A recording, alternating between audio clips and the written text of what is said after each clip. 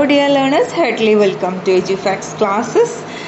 ഇന്നത്തെ ക്ലാസ്സിൽ നമ്മൾ ഫസ്റ്റ് ഇയറിൻ്റെ BPCG 171 ജനറൽ സൈക്കോളജി എന്ന ഒരു പേപ്പറാണ് സ്റ്റാർട്ട് ചെയ്യുന്നത്. അപ്പോൾ ഈ ഒരു സബ്ജക്റ്റിനെ കുറിച്ച് പറയുകയാണെങ്കിൽ സൈക്കോളജിയുടെ വളരെ ബേസിക് ആയിട്ടുള്ള കാര്യങ്ങളാണ് നമ്മളിതിൽ പഠിക്കാൻ പോകുന്നത്. ഓക്കെ, അപ്പോൾ ഈ ഒരു സബ്ജക്റ്റ് നമ്മളിങ്ങനെ ഡീറ്റെയിൽ ആയിട്ട് നോക്കുമ്പോൾ it include 4 blocks: orientation to psychology, psychology of individual difference, developmental processes, application of psychology. ഇങ്ങനെ 4 ബ്ലോക്സ് ആണ് വരുന്നത്. 4 ബ്ലോക്കിലും കൂടെ കൂടിയിട്ട് 10 യൂണിറ്റ്സ് ആണ് ഇതിലുള്ളത്. സോ ഇന്നത്തെ ക്ലാസ്സിൽ ഫസ്റ്റ് ക്ലാസ് ആയിട്ടുള്ള ഇന്നത്തെ ക്ലാസ്സിൽ നമ്മൾ first unit nature of psychology and socio cultural process of behaviour എന്ന ഒരു യൂണിറ്റാണ് ടോപ്പിക്കാണ് ഡിസ്കസ് ചെയ്യാൻ പോകുന്നത്. ഓക്കെ, അപ്പോൾ ഈ ഒരു യൂണിറ്റിൽ നമ്മൾ സൈക്കോളജി എന്താണ്, ഇതിൻ്റെ ഒറിജിൻ ആൻഡ് ഇതിൻ്റെ ഹിസ്റ്ററി, ദെൻ ഇതിൻ്റെ സയൻറ്റിഫിക് നേച്ചർ, ഇതിൻ്റെ സ്കോപ്പ്, അങ്ങനെ കുറച്ച് കാര്യങ്ങളാണ്. ആൻഡ് ഇതിലുള്ള different methods, applications, then socio cultural process, behaviour related ആയിട്ടുള്ള അങ്ങനെ കുറച്ച് ചെറിയ കാര്യങ്ങളാണ് നമ്മളിതിൽ പഠിക്കുന്നത്. ഏറ്റവും ബേസിക് ആയിട്ടുള്ള ഏറ്റവും സിമ്പിളായിട്ടുള്ള യൂണിറ്റാണ് ഫസ്റ്റ് യൂണിറ്റ് എന്ന് പറയുന്നത്. അപ്പോൾ നമുക്ക് ഒരുപാട് കാര്യങ്ങൾ പറഞ്ഞ് ഡിലേ ആക്കാതെ നമുക്ക് എന്ത് ചെയ്യാം, യൂണിറ്റിലോട്ട് കടക്കാം. ഓക്കെ, അപ്പോൾ സൈക്കോളജി എന്ന് പറയുമ്പോൾ മനഃശാസ്ത്രം എന്നൊക്കെ പറയൂ അല്ലേ. അപ്പോൾ ഈ ഒരു സൈക്കോളജി എന്ന് പറയുമ്പോൾ പണ്ട് മുതലേ ഇപ്പം നമ്മൾ സൈക്കോളജി സ്റ്റുഡൻസ് ആണ്, സൈക്കോളജി പഠിക്കുന്ന ആളുകളാണെന്നൊക്കെ പറയുമ്പോൾ പറയാം, അപ്പോൾ നിനക്ക് എന്താണ് ഹിപ്നോട്ടിസ് ചെയ്യാൻ കഴിയുമോ, അല്ലെങ്കിൽ നിനക്ക് എന്താണ് നെക്സ്റ്റ് എന്താണ് മൂവ്മെൻറ്റ് എന്ന് മനസ്സിലാക്കാൻ കഴിയും, അങ്ങനെയൊക്കെയുള്ള ഒരു രീതിയിലാണ് അല്ലേ ടോക്സ്. ഇപ്പോൾ ഒരുപാട് ചേഞ്ചസ് വന്നിട്ടുണ്ട്. എങ്കിൽ കൂടി എപ്പോഴും ഒരു അങ്ങനെ ഒരു മിസ്കൺസെപ്ഷൻ എപ്പോഴും സൊസൈറ്റിയിലുണ്ട് എന്നുള്ളതാണ്. അതായത് സൈക്കോളജി എന്നുള്ളത് ഒരു മാജിക് പോലെയാണ്, അല്ലെങ്കിൽ മെൻ്റലി ഇല്ലായിട്ടുള്ള ഇൻഡിവിജ്വലിനെ ട്രീറ്റ് ചെയ്യുന്നത് മാത്രം. ആക്ച്വലി അതെന്താണെന്ന് വെച്ചാൽ സൈക്കോളജിയും സൈക്കാട്രിയും തമ്മിലൊരു ഡിഫറൻസ് അറിയാത്തത് കൊണ്ടായിരിക്കാം മേ ബി അല്ലേ. എന്നിരുന്നാലും എന്താണ് അപ്പോൾ സൈക്കോളജി, അതല്ലെങ്കിൽ സൈക്കോളജി എന്നുള്ള എന്താണ് ഇതിനെ ഡിഫറെൻ്റ് ആക്കി നിർത്തുന്നത്? ആക്ച്വലി സൈക്കോളജി എന്ന് പറഞ്ഞാൽ it's A field that deals with various aspects of human behaviour and mental process എന്നുള്ളതാണ് അല്ലേ. മനുഷ്യന്മാരുടെ സ്വഭാവവും നമ്മുടെ മെൻ്റൽ പ്രോസസ്സും ഇതൊക്കെ ഡീൽ ചെയ്യുന്ന ഒരു എന്താണ് ഫീൽഡാണ് സൈക്കോളജി എന്ന് പറയുന്നത്. പക്ഷേ എന്തല്ല, മെൻ്റലി ഇല്ലായിട്ടുള്ള ആളുകളെ മാത്രം ട്രീറ്റ് ചെയ്യുന്ന അതൊന്നുമല്ല. അല്ലെങ്കിൽ ഒരു സൈക്കോളജിസ്റ്റ് ആണ് എന്ന് വെച്ചിട്ട് മൈൻഡ് റീഡ് ചെയ്യാൻ കഴിഞ്ഞോളണം എന്നില്ല അല്ലേ. അപ്പോൾ അങ്ങനെയുള്ള കുറേ മിസ്കൺസെപ്ഷൻസ് ഉണ്ട്. അപ്പോൾ അതല്ല സൈക്കോളജി എന്താണ് എന്ന് നമ്മളൊരു പരിധിവരെ ഈ ഒരു യൂണിറ്റ് പഠിക്കാൻ ഹെൽപ്പ് ചെയ്യും എന്നുള്ളതാണ്. And of course this unit aim to provide answer for this type of questions about psychology എന്ന് പറയാം. കാരണം നമ്മളിതിൻ്റെ ഡെഫിനിഷന്, എവല്യൂഷന്, റോള്, അങ്ങനെയുള്ള കുറച്ച് കാര്യങ്ങൾ പഠിക്കുന്നുണ്ട്. ഓക്കെ, ആൻഡ് സൈക്കോളജി ഇപ്പോൾ ഇതിൻ്റെ ഒരു ഒറിജിൻ അല്ലെങ്കിൽ ഒരു ഹിസ്റ്ററി നോക്കുമ്പോൾ ഇത് എവിടെ നിന്നാണ് വന്നിട്ടുള്ളതെന്ന് പറഞ്ഞു കഴിഞ്ഞാൽ the term psychology comes from 2 Greek words, psyche and logos. ഈ 2 വേർഡ് കമ്പൈൻ ചെയ്തിട്ടാണ്, ഈ 2 വേർഡിൽ നിന്നാണ് സൈക്കോളജി എന്നുള്ള ഒരു വേർഡ് അല്ലെങ്കിൽ ഒരു ടേം ഉണ്ടായിട്ടുള്ളത്. സൈക്ക് എന്ന് പറഞ്ഞു കഴിഞ്ഞാൽ എന്താണ്, സോൾ അല്ലെങ്കിൽ ബ്രീത്ത് എന്നൊക്കെ പറയും. ആൻഡ് ലോഗോസ് എന്ന് പറഞ്ഞു കഴിഞ്ഞാൽ നോളജ് ഓർ സ്റ്റഡി. അപ്പോൾ ഇതിൽ നിന്ന് എന്താണ് സ്റ്റഡി ഓഫ് സോൾ എന്നുള്ള രീതിയിലായിരിക്കാം അല്ലേ പണ്ട് ഇതിനെ ഡിഫൈൻ ചെയ്തതെന്നൊക്കെ നമുക്ക് മനസ്സിലാവും. ആൻഡ് സൈക്കോളജിയുടെ ഡെഫിനിഷൻ നോക്കിക്കഴിഞ്ഞാൽ പണ്ട് മുതലേ ഒരു അടുത്ത കാലം വരെ ഇപ്പോഴും പ്രോഗ്രസിങ് ആണ് അതിനെക്കുറിച്ചുള്ള സ്റ്റഡീസും ഡെഫിനിഷൻ എല്ലാം അല്ലേ. അപ്പോൾ ഇതിൻ്റെ ഡെഫിനിഷൻ നോക്കിക്കഴിഞ്ഞാൽ ആദ്യം മുതലേ ഉള്ളതിൽ നിന്നൊക്കെ ചില ഡെഫിനിഷൻസ് അക്സെപ്റ്റ് ചെയ്തിട്ടുണ്ട്, ചിലത് റിജക്റ്റ് ചെയ്തിട്ടുണ്ട്, പ്രോപ്പറായിട്ടുള്ള ഒരു ക്ലിയർ അല്ലാത്തത് കൊണ്ട് എന്ന് പറയാം. അപ്പോൾ സൈക്കോളജി ശരിക്കും ആദ്യം ഫിലോസഫിയുടെ ഒരു ബ്രാഞ്ചായിരുന്നു എന്ന് പറയാം. ആൻഡ് ഇതൊരു ഇൻഡിപെൻഡൻ്റ് ആയിട്ടുള്ള ബ്രാഞ്ചായി അല്ലെങ്കിൽ ഒരു ഇൻഡിപെൻഡൻറ്റ് സയൻസ് ആയത് ആക്ച്വലി ലേറ്റ് 19th സെഞ്ച്വറിയിലാണ്. അപ്പോൾ ഇതിലേക്ക് നയിച്ചതെന്ന് പറയുമ്പോൾ ഈ ഒരു ശരിക്കും ഇൻഡിപെൻഡൻറ്റ് സൈക്കോളജിയിലൊരു എക്സ്ട്രാ സ്റ്റഡീസും അതിനെ ഫോക്കസ് ചെയ്തിട്ട് ഒരു സ്ട്രക്ചർ ഓഫ് മൈൻഡിനെ കുറിച്ചും കോൺഷ്യസ് എക്സ്പീരിയൻസിനെ കുറിച്ചിട്ടൊക്കെ കൂടുതലായിട്ടും പഠിച്ചത് വില്യം വൂണ്ടാണ്. അതുകൊണ്ട് തന്നെ ഇദ്ദേഹത്തെ ഫൗണ്ടർ ഓഫ് മോഡേൺ സൈക്കോളജി എന്നൊക്കെ പറയുന്നുണ്ട്. വില്യം വൂണ്ട് എന്ത് ചെയ്തു, ജർമ്മനിയിൽ ഒരു സൈക്കോളജി ലബോറട്ടറി ഇടാണ് 19 1879 ലേറ്റ് 19th സെഞ്ച്വറിയിൽ. ഓക്കെ, ദെൻ അത് മുതലാണ് ശരിക്കും സൈക്കോളജിയിൽ ഒരു ഇൻഡിപെൻഡൻറ്റ് സ്റ്റഡി നടക്കുകയും പിന്നീട് അത് അങ്ങനെ ഒരു ഇൻഡിപെൻഡൻറ്റ് ബ്രാഞ്ചായി മാറുകയും ചെയ്തിട്ടുണ്ട്. ശരിക്കും ഒഫീഷ്യലി വോണ്ടിൻ്റെ മുന്നേ ഒരു സൈക്കോളജിസ്റ്റും സൈക്കോളജി ഡിപ്പാർട്ട്മെൻറ്റിൽ ഒരു മേജർ ഫീൽഡായിട്ട് എടുത്ത് സ്റ്റഡി നടത്തിയിട്ടില്ല എന്നുള്ളതാണ്. And psychology was recognised as independent science in 1879. Okay, and when we look on the definition of psychology, നമ്മൾ പറഞ്ഞു over time psychology has been defined in various ways by different authors. Early definitions നോക്കുമ്പോൾ it's something related to study of soul എന്നുള്ളതാണ്. But it was criticized and of course it was rejected. അപ്പോൾ ഇത് ഒരുപാട് criticise ചെയ്യുകയും അതുപോലെ തന്നെ ഇതെന്താണ് soul എന്ന് പറയുമ്പോൾ അതെന്താണ് കറക്റ്റായിട്ട് ഡിഫൈൻ ചെയ്യാൻ കഴിയുന്നില്ല, അങ്ങനെ പല കാരണം കൊണ്ടും ഈ ഒരു ഡെഫിനിഷൻ സ്റ്റഡി ഓഫ് സോൾ എന്നുള്ളത് റിജക്റ്റ് ചെയ്യപ്പെടുകയും ചെയ്യാണ്. ആൻഡ് ഒരുപാട് ഡെഫിനിഷൻസ് ഉണ്ട്. And some famous definition of psychology include as science of human and animal behavior, scientific study of behavior and mental process, അതുപോലെ തന്നെ science of behaviour and cognitive process, അങ്ങനെ തുടങ്ങിയ ഒരുപാട് ഡെഫിനിഷൻസ് നമ്മുടെ ടെക്സ്റ്റിൽ തന്നെ ഒരുപാട് ഡെഫിനിഷൻസ് ഉണ്ട്. അപ്പോൾ അതെല്ലാതും കൂടെ നിങ്ങൾ പഠിക്കേണ്ട. നിങ്ങൾ എന്ത് ചെയ്യുക, നിങ്ങൾക്ക് മോർഗൻ എറ്റ് ആളിൻ്റെയോ അതല്ലെങ്കിൽ ബാരൻ്റെയോ കുറച്ച് കിട്ടുന്ന എല്ലാം കൂടെ വാരി വലിച്ച് പഠിക്കേണ്ട. കാരണം ഇതിൽ ഏകദേശം എന്താണ് ഒരു കോൺസെപ്റ്റ് ഏകദേശം സെയിം ആണ്. അപ്പോൾ മോർഗൻ എറ്റ് ആളിൻ്റെ നോക്കുകയാണെങ്കിൽ psychology is the science of human and animal behavior and it includes the application of science to human problems എന്നുള്ളതാണ് മോർഗൻ എറ്റ് ആൾ ഡിഫൈൻ ചെയ്തിട്ടുള്ളത്. And when we look on the definition of Barron, science of behavior and cognitive process, simple ആണ് അല്ലേ.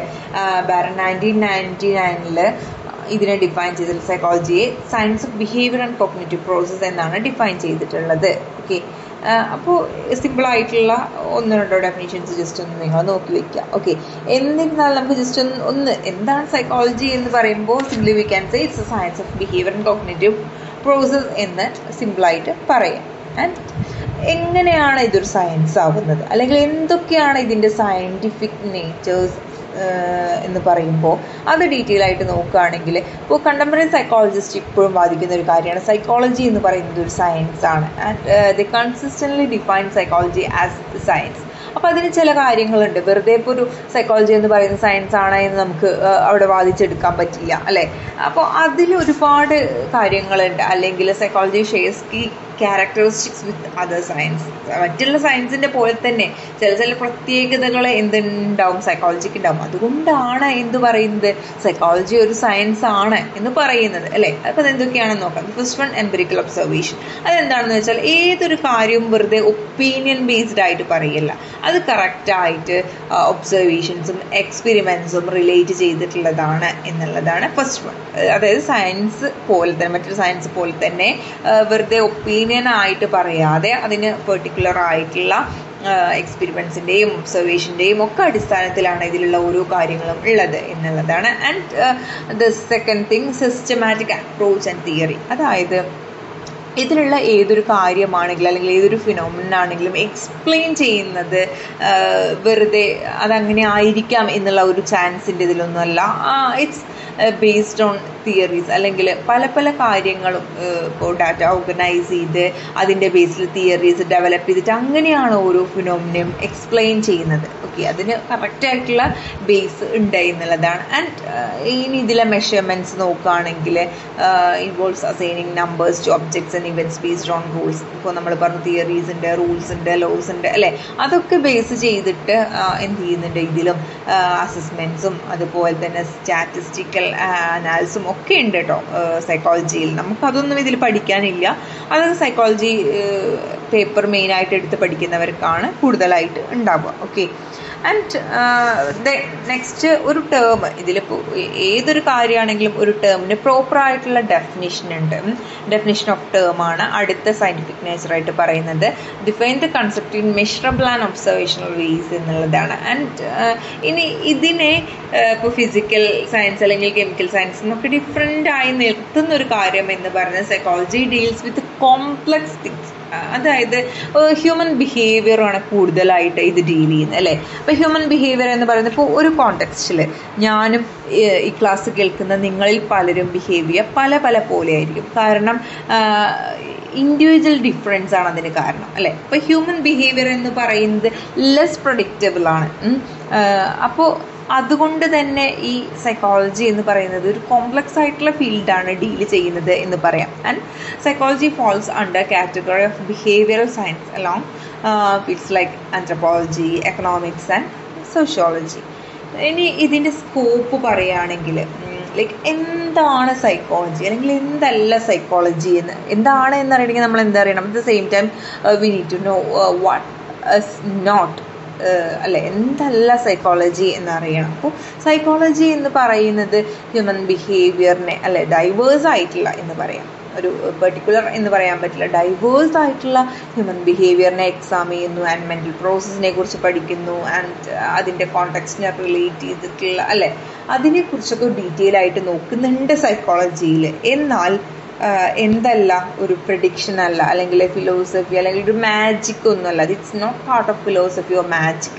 അതായത് ഇപ്പോൾ mental illness മാത്രമുള്ളവരെ treat ചെയ്യുന്നതുമല്ല, അല്ലെങ്കിൽ ഇപ്പോൾ ഒരു കാര്യം പ്രഡിക്റ്റ് ചെയ്ത് പറയാം, അതല്ലെങ്കിൽ ഒരു മായാജലം നമ്മുടെ മുന്നിലിരിക്കുന്ന ആളുകളെ മൈൻഡൊക്കെ നമ്മൾ ഇങ്ങനെ റീഡ് ചെയ്ത് അങ്ങനത്തെ ഒരു മാജിക് അതൊന്നുമല്ല സൈക്കോളജി എന്ന് പറയുന്നത്. ഓക്കെ, അപ്പോൾ എന്താണ് എന്തല്ല എന്നുള്ളൊരു ഐഡിയ അല്ലെ ചെറുതായിട്ട് കിട്ടി. And psychology has wide ranging application in various aspects of life. ഒരു ഇൻഫൻസി മുതൽ നമ്മുടെ അഡൾട്ട്ഹുഡ് വരെയുള്ള ആ ഒരു വൈഡ് റേഞ്ചിൽ ഒരു ആപ്ലിക്കേഷൻ എന്തിൽ പോസിബിളാണ്, സൈക്കോളജിയിൽ പോസിബിളാണ്. വാട്ട് it is എന്നുള്ളതാണ് ഇത് പറയുന്നത്. And it covers topics such as nervous system. നമ്മൾ നെക്സ്റ്റ് യൂണിറ്റ് ആയിട്ട് എന്ത് വരുന്നുണ്ട്, ബയോസൈക്കോളജി വരുന്നുണ്ട്, നെർവസ് സിസ്റ്റം പഠിക്കുന്നുണ്ട്, ആൻഡ് എൻഡോക്രൈൻ ഗ്ലാൻഡ്സ്, അതിൻ്റെ ഓരോ ഹോർമോൺ റിലീസ്, അതിൻ്റെ കാര്യങ്ങളൊക്കെ നമ്മൾ പഠിക്കുന്നുണ്ട്. അപ്പോൾ ഇതെന്ത് ചെയ്യുന്നുണ്ട്, it covers topics such as nervous system, അതുപോലെ തന്നെ learning, motivation, personality and of course psychological disorders, പത്തോളജിയൊക്കെ വരുന്നുണ്ട് ഇതിൽ. അതൊക്കെ കുറച്ചും കൂടെ ഇത് മെയിൻസ് ആയിട്ട് എടുത്തവർക്കാണ്. ഡിഗ്രി പി ജി ലെവലിലൊക്കെ പത്തോളജി പേപ്പേഴ്സ് വരുന്നുണ്ട്. ആൻഡ് സോഷ്യൽ ബിഹേവിയേഴ്സ്, ഇതൊക്കെ എന്ത് ചെയ്യുന്നുണ്ട്, ഈ സൈക്കോളജി ഡീല് ചെയ്യുന്നുണ്ട് എന്നുള്ളതാണ്. ആൻഡ് psychology എന്ന് പറയുന്നത് the goal of psychology are describe, explain, predict and control the behavior and mental process എന്നുള്ളതാണ്. Okay, so that's all about what it is and what it is not. ഇനി നമ്മൾ പറയാൻ പോകുന്ന സൈക്കോളജിയിലെ methods ആണ്. Okay, അതായത് പല ഫീൽഡിൽ നമ്മൾ സൈക്കോളജി അപ്ലിക്കബിൾ ആണ് എന്ന് പറഞ്ഞു അല്ലെ. Psychology employs various methods four enquiry. ഇപ്പോൾ ഒരു ഡാറ്റ കളക്ഷൻ എന്ന് പറയുമ്പോൾ അല്ലെങ്കിൽ ഒരു പല മെത്തേഡ്സ് ഓഫ് ഇൻക്വയറിക്കും പല മെത്തേഡ്സ് സൈക്കോളജിയിൽ യൂസ് ചെയ്യുന്നുണ്ട്. Like experimental method, correlation method, observation method തുടങ്ങിയവയാണ് അത്. അപ്പോൾ എക്സ്പെരിമെൻ്റൽ മെത്തേഡ് എന്ന് പറയുമ്പോൾ എന്തായിരിക്കും, ഇറ്റ് ഇൻവോൾവ്സ് ജനറേറ്റിംഗ് ഹൈപ്പോത്തിസിസ് അല്ലേ. ഒരു എക്സ്പെരിമെൻറ്റ് കണ്ടക്ട് ചെയ്യുക, അതിനെ ബേസ് ചെയ്തിട്ട് എന്ത് ചെയ്യുക, വാരിയബിൾസ്, അതുപോലെ തന്നെ ടെസ്റ്റ് ഹൈപ്പോത്തിസിസ് ഒക്കെ മാനിപ്പുലേറ്റ് ചെയ്യുക. ദെൻ അതുപോലെ തന്നെ എന്താണ് ഒരു ഹൈപ്പോത്തിസിസ് ജനറേറ്റ് ചെയ്യുക, അങ്ങനെയുള്ള കാര്യങ്ങൾ അല്ലേ.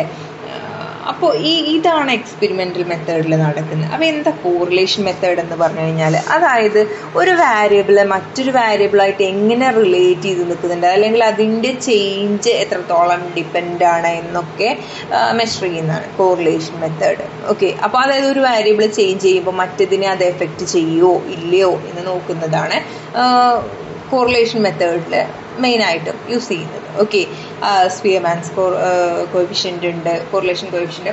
അതൊന്നും നമുക്കിതിൽ പഠിക്കാനില്ല കേട്ടോ. അതൊക്കെ സ്റ്റാറ്റിസ്റ്റിക്കൽ അനലൈസേഷനൊക്കെ വരുന്നതാണ്. അതൊന്നും നമുക്ക് പഠിക്കാനില്ല. അപ്പോൾ ഇവിടെ ജസ്റ്റ് അറിഞ്ഞിരിക്കുക, ഇവിടെ നമ്മൾ കോറിലേഷൻ മെത്തേഡിൽ പറയുന്ന കോറിലേഷൻ കോഎഫിഷ്യൻ്റ് ആ ഒരു ടേമിലാണ് ഇത് മെഷർ ചെയ്യുന്നത് എന്നും, ആൻഡ് ഇത് R എന്നാണ് റിപ്രസെൻറ്റ് ചെയ്യുന്നത്. ആൻഡ് വാല്യൂ ഓഫ് കോഎഫിഷ്യൻ്റ് കോറിലേഷന് +2 -1 അങ്ങനെയാണ് അതിൻ്റെ ആ ഒരു റേഞ്ച് വരുന്നത്. +1 എന്ന് പറയുമ്പോൾ ഒരു പെർഫെക്റ്റ് പോസിറ്റീവ് കോറിലേഷനാണ്. ആൻഡ് ഓഫ് കോഴ്സ് -1 എന്ന് പറയുമ്പോൾ എന്തായിരിക്കും, നെഗറ്റീവ് കോറിലേഷൻ ആയിരിക്കും.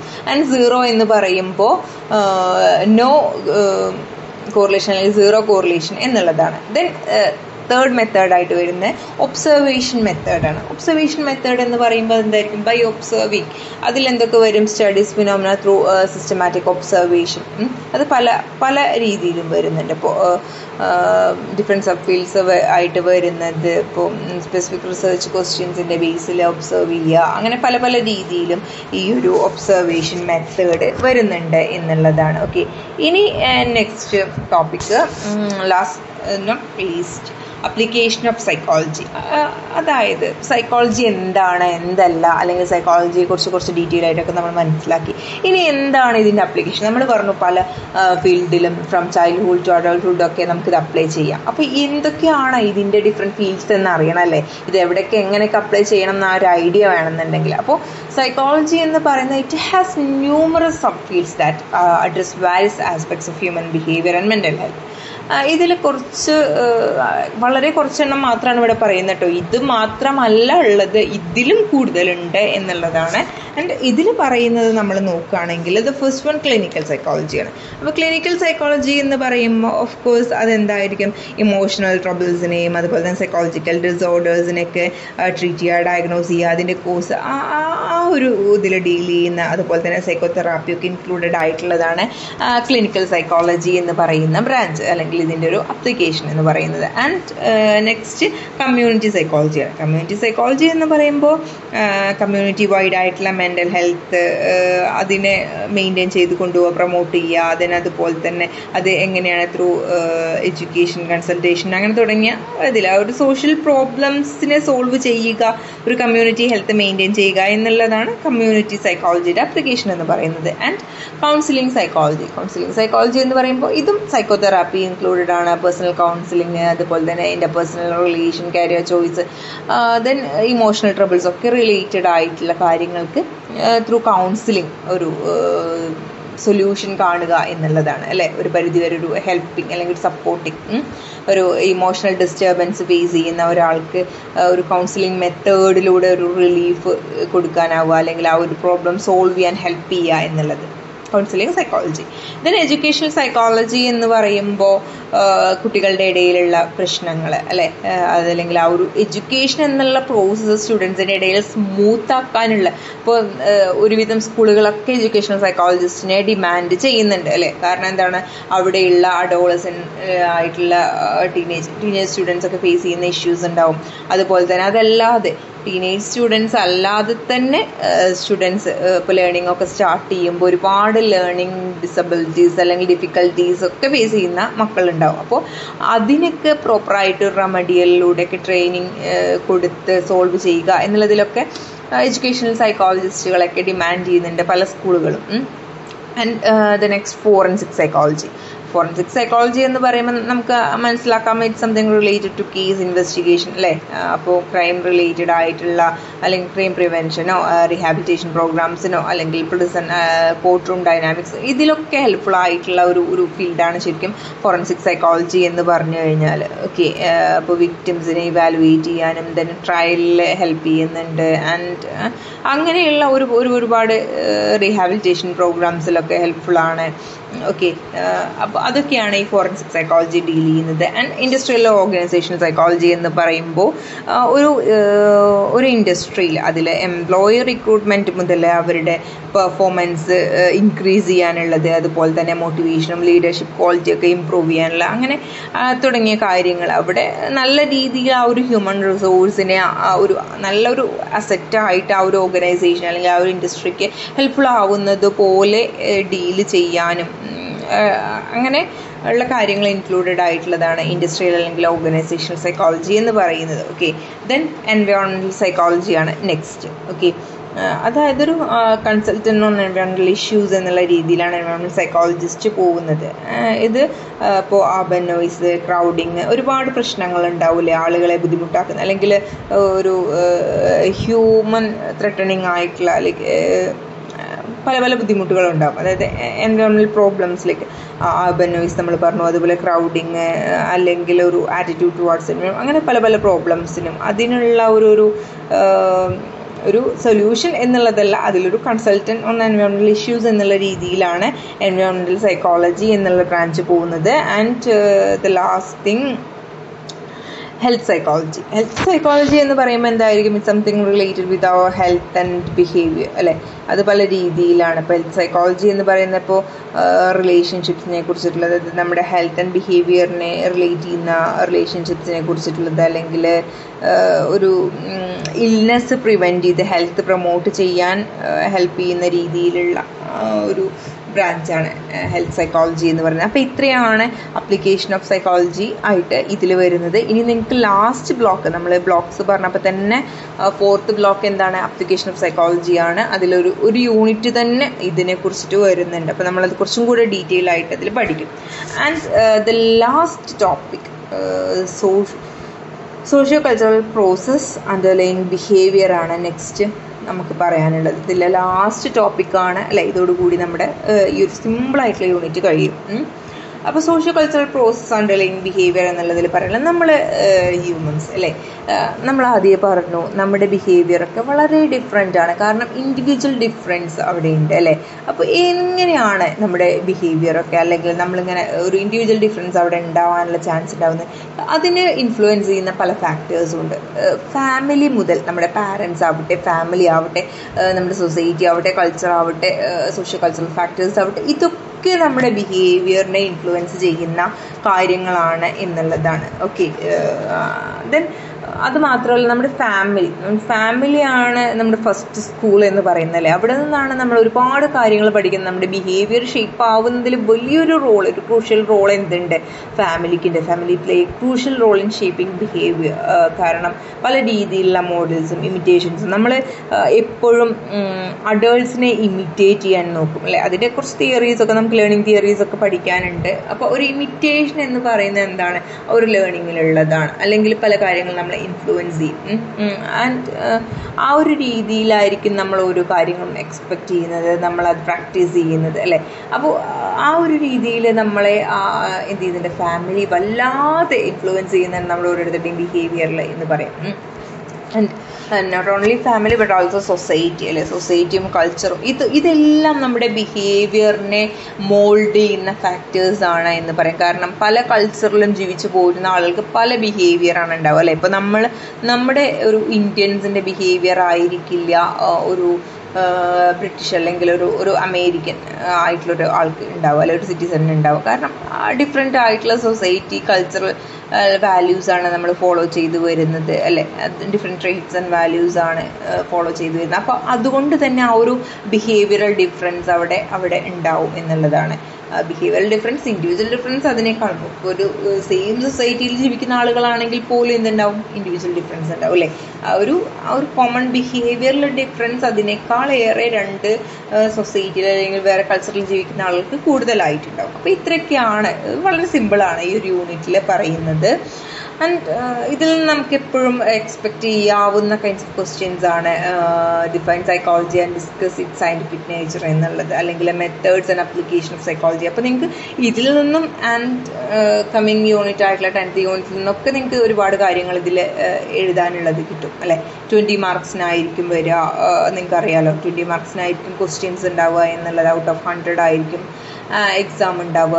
And discuss the scope, methods and application of psychology എന്നുള്ള രീതിയിൽ നമുക്ക് ക്വസ്റ്റ്യൻ എക്സ്പെക്റ്റ് ചെയ്യാം. ആൻഡ് സയൻറ്റിഫിക് നേച്ചർ നമ്മൾ പറഞ്ഞു അല്ലേ?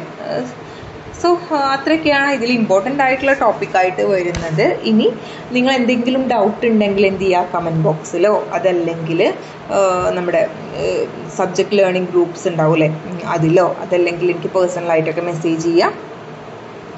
So that's all about our today's session. Thanks dears, thanks for your participation.